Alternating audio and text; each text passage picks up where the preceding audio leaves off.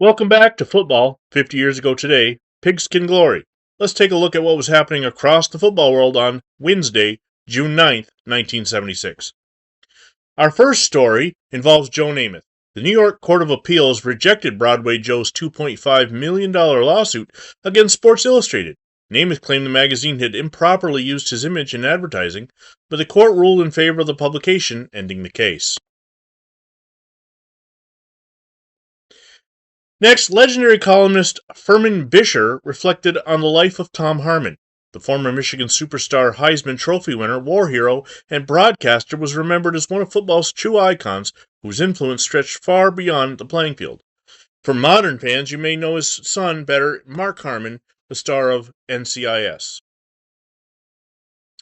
In college football news, two Alabama University assistant coaches filed a federal lawsuit challenging new NCAA rules limiting coaching staffs.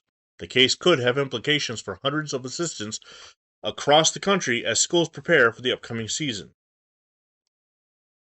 Player rights remained a major topic in the NFL. Joe Kapp continued criticizing the lack of quarterback participation in NFLPA activities, while John Mackey and other union leaders warned players not to surrender the freedoms they had recently won through the courts. We also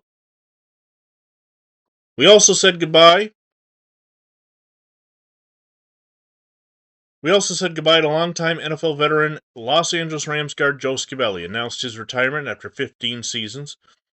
A six-time team captain and one of the most respected offensive linemen in franchise history, Scibelli leaves behind an impressive legacy in Los Angeles.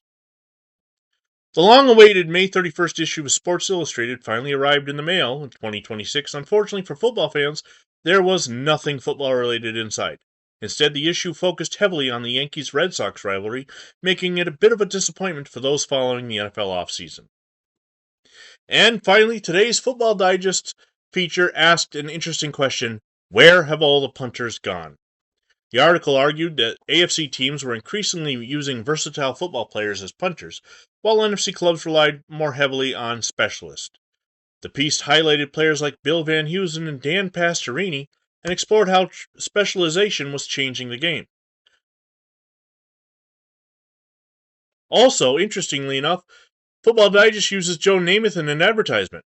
Hopefully it's with his actual permission, so they didn't get sued afterwards. That's all for June 9th, 1976, in Pigskin Glory.